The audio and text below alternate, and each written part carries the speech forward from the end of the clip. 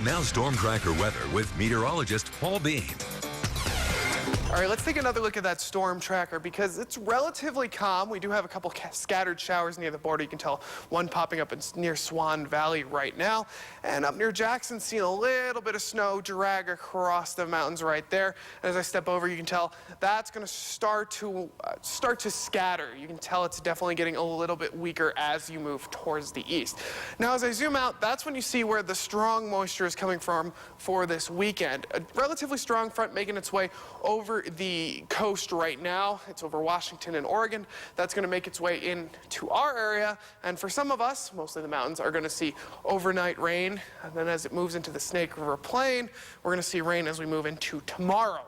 And that's going to stick around for quite a bit. That's going to pull in, and you can kind of tell, but the jet stream is pulling up right there. There's a trough behind that, which is bringing in some colder temperatures as well. Some of that colder air from the north starting to make its way towards us. Future tracker tomorrow, seeing a lot of that scattered moisture up near Yellowstone, already seeing rain and snow in the early morning. And as we move that forward, you can tell that's when that front moves across in the early afternoon. 3, 4 o'clock is when you're going to start to see that start to drag through, and it sticks around for quite a bit. So do expect to spend a lot of your day, a lot of the late part of your Saturday inside because that rain is making its way in. Now, starting tonight, though, it stays clear. Temperatures aren't too bad. A lot of those lows closer to the 50, 43 in Idaho Falls, so a little bit colder as you move north, but at least it's still pleasant with those lows. We're not seeing anything near freezing. Central Mountain's very similar. Clouds build closer to those mid-40s, 44 in Chalice, and pretty much everywhere else in the Central Mountains are going to stick to that mid-40s. And then finally for the highlands of western Wyoming, seeing that rain and snow, it's a little bit of a wintry mix moving through.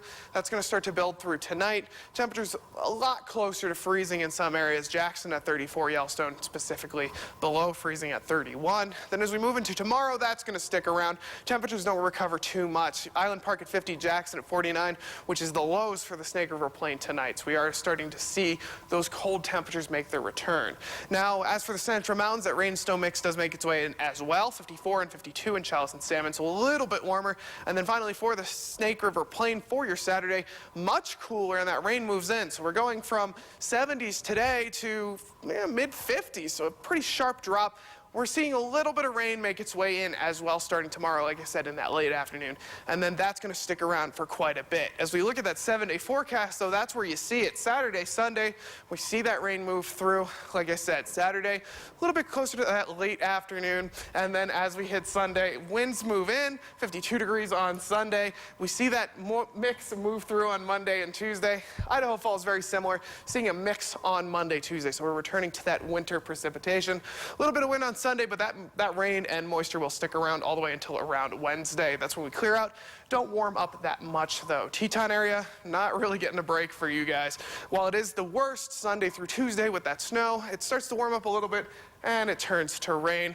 Then finally for the Central Mountains, that's where you see a lot more of that mix as well. Sunday, Monday, Tuesday, a little bit of break on Wednesday. Then that rain makes its way back in for Thursday and Friday. Now for your brainstormers today, we talked about a trough in the jet stream. Now, does that cause the cooler temps? We'll have your answer coming up, true or false.